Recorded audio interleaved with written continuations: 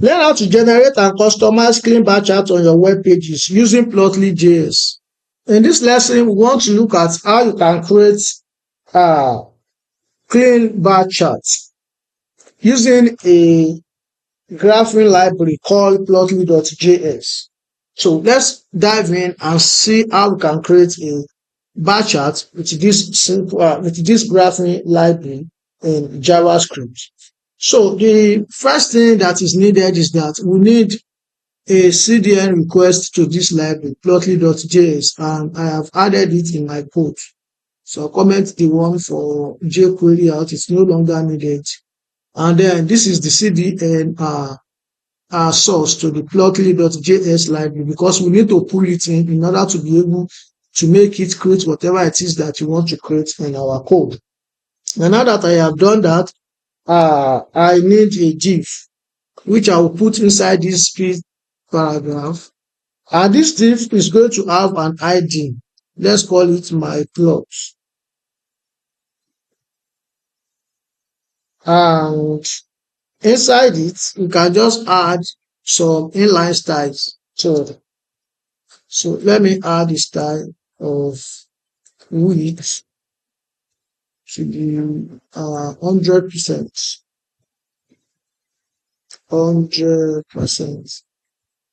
Then I also can have max width, which can be like maybe 700 pixels or anything. So this is my div. Now let's move into the script tab and start building our bar chart. So to build our bar chart, we need an array that will contain information that needs to be loaded. We need an array on the x-axis and array of data on the y-axis, because that exactly is how bar charts are created. So let's first add an array on the x-axis. So let's just call it x array. These are the data that will be on the x-axis. So the x is the horizontal axis and the y is the vertical axis. So let's put maybe names of countries: Italy, France, Brazil,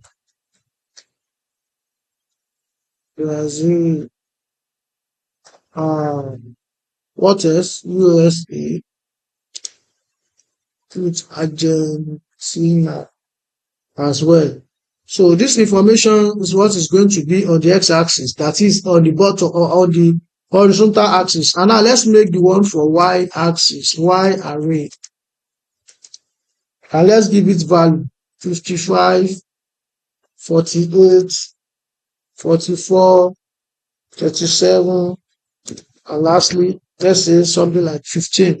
So the information on the x-axis will be correspond with what we have on the y-axis. You can see we have 5 countries and we have 5 data on the y-axis, which makes both of the information to be corresponded to each other.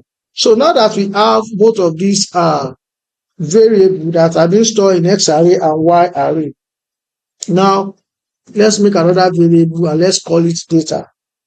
And in this data, we're going to split what we have from our data.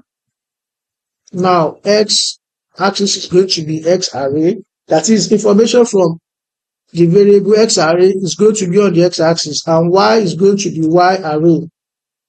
Now here are the properties of what we want for our bar chart. Then we want type. What type do we want?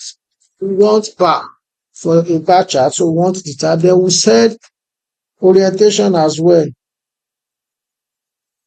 The orientation in this case is going to be a fish shape.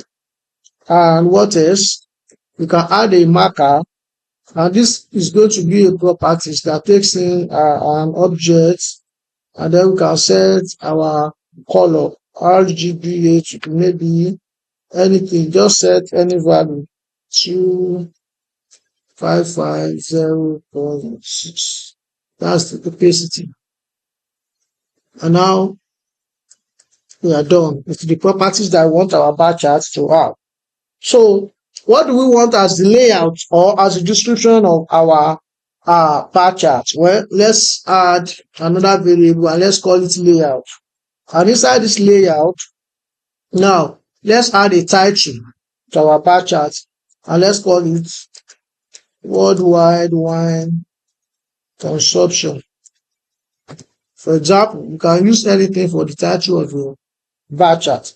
And now that I have done all the necessary things like the variable, setting the properties that I want for my bar chart and the title, then it's time for me to call on this library.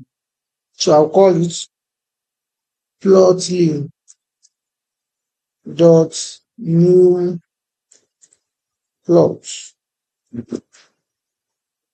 My plot and data plus layout. And boom, look at the other side on this web page.